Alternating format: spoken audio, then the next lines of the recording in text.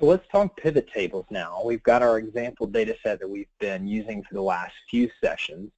And I want to show you how easy it is to aggregate your data, to do a quick analysis, and really get an output out of a very large data file using something as powerful as the pivot table. So we have our data here. Again, there's 11 columns, a little more now that we've added some values to the right, and we have roughly 62,000 lines worth of data. So I'm just going to hit Control A, which selects the entire bit of data we've got. I'm going to go to the Insert tab up top and then hit Pivot Table. And when I do this, it asks for the table or the range. In this case, I have a range of data going from columns A through P, and then rows 1 through 62,039. I'll show you how to do a table here in just a second.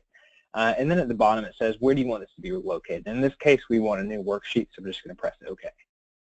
So what it does is it gives me a new worksheet on tab Sheet 2, and there's several different areas here.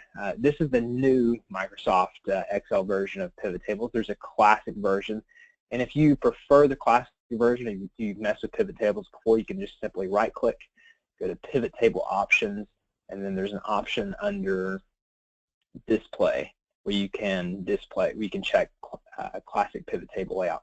I'm a big fan of the new version. That's how I learned, so that's what I like to stick with.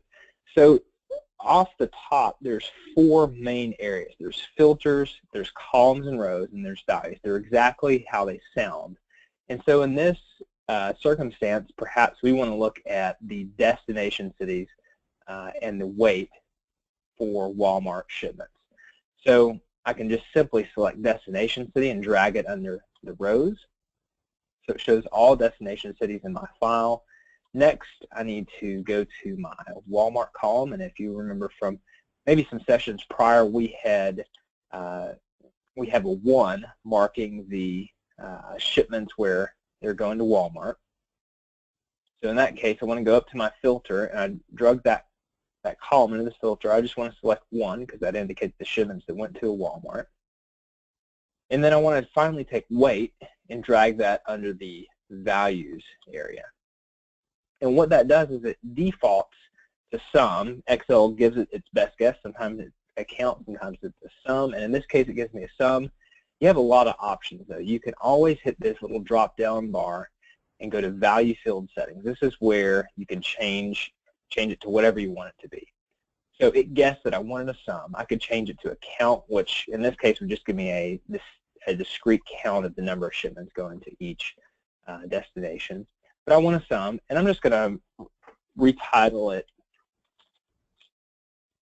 total weight.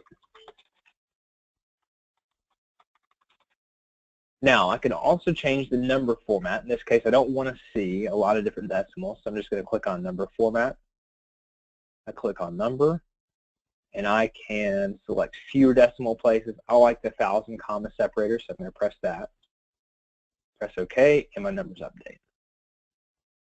On top of that, you can also do simple things like sorting. There's 2 ways to do that. So you can go up here and mess around with your pivot table tools, which anytime you're on top of the pivot table, you can do that. Or I can just right-click and go to sort largest to smallest. And so Fontana, and I believe that's Fontana, California, is the top location. Now I can add additional rows, additional columns, and additional values. Let's try that. I'm going to go up here and just drag down destination state here to rows. And you see it indents and puts the destination state underneath. Now, we talked in other sessions about less is more sometimes. The goal here is to be able to digest and break down all this data into something that's digestible. And so one of the good practices with pivot tables is really finding a design that works best. So in this case, we have a subtotal, and then we have the a line item total and then the subtotal. So oftentimes I'll go here to report layout. I like the tabular view, and I like to deselect subtotals. In this case, we really don't need it. And this way it gives you your common tabular view of the destination, city, state, and total weight without adding extra lines. Now you have a lot of different options with the pivot table styles, and you can scroll through, and if you just hover over these, it'll show you what that would look like. I like to keep it pretty simple. Let's just keep it here with the grayscale. You've got other options with showing grand totals, subtotals, repeating extra rows. So let's change around destination, city, and state. This is one of the great advantages of working with a pivot table, is that you can play around with how you want to display this data until you really find the way that you want it to be able to display. So we've got state, city. Let's try dragging day of week into the columns area. So now I have the aggregate weight to each destination, state, and city by day of week. And I can add additional filters. I can do lots of different things at this point, but maybe this is the end product that I was looking for.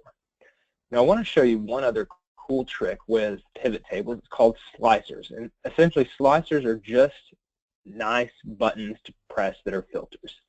So if I go to Insert Slicer, I'm going to select day of week. Perhaps I want to scroll through the different days of the week. I don't want to see them all at once. I can just locate this over here and watch what happens when I press one of these days a week. It just displays one, or I can press the Control key, hold that down while I select multiple things. And whenever I select there in the slicer, the pivot table will therefore filter. You can actually hook up slicers with multiple pivot tables using this tool. You right-click on your slicer and go to Report Connections. In this case, I just have one pivot table in a sheet. Others would be listed if I did, and I could just simply check that box as long as the data source is the exact same. So that is a quick overview on pivot tables and slicers. The best advice I have for pivot tables is just practice. You really learn a lot more about how you want that data to appear the more you mess around with it. And anytime you need to double check something, a great feature is I can just double click any of these values and see what it brings up. And Excel will automatically generate a new sheet. So let's do that for Clarksville, Arkansas on Monday. Here are all the entries in my data file for that Clarksville, Arkansas weight that we just found just a minute ago. So you could always delete this. Again, it's just an auto-generated sheet that Excel puts in there once you double-click into the pivot table. Let's revisit, well, and I should mention there are pivot charts as well. So pivot charts are just like they sound. Instead of inserting a chart and having to go through that entire thing, you can click Pivot Chart, and it will automatically link up to the data you have here. So let's do a quick one. This one's a little bit messy, but in this case, it's showing me the weights for all the locations I've selected. And you have buttons that you can use essentially as filters here. So this is a little bit messy. Again, a lot of data to digest that maybe doesn't make sense in the chart, but just know that feature's there. Okay, let's revisit the data source piece. So in this case, anytime somebody emails you a file with a pivot table and you don't know where that data came from, you can just simply click anywhere on that pivot table. Go to the Analyze sub-tab up top, go to Change Data Source.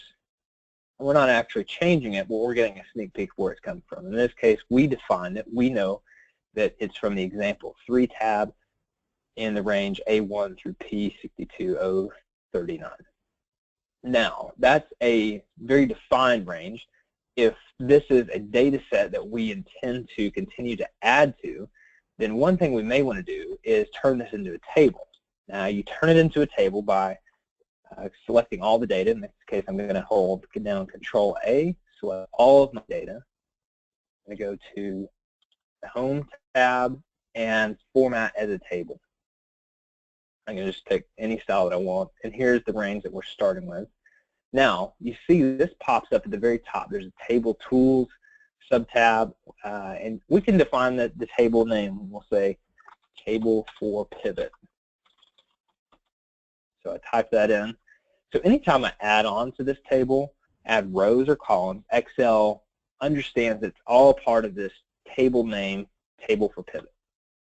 Okay, now I can go back to my pivot table. I can go to the Analyze tab, change data source, and this time, let's do this. I'm going to delete this specific range because maybe I need to add on to this data set. And I'm just going to type in table for pivot, exactly what we just named it.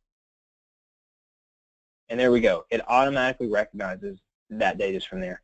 And if I need to refresh this data, I can always right-click, hit the refresh button, or I can go down here to pivot table options, go to data.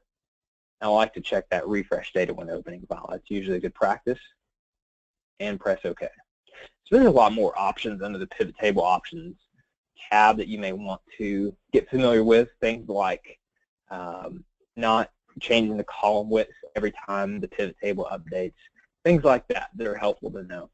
Should also add that, let's add another row here and change this format. You can do things like expand and collapse, and this is really helpful, especially if you're looking to do drill down reporting. So my cursor, I'm highlighting a cell here in column A. I can go up here and click the collapse field and see it just collapsed all the fields. So now I can do this per state. I can click on it per state, or I can do it all at once by going up here to the expand field, and it re-expands back to where I was. So that's a quick overview on pivot tables. Again, practice makes perfect here, but a lot of cool things to uncover and understand with what you have in Microsoft Excel.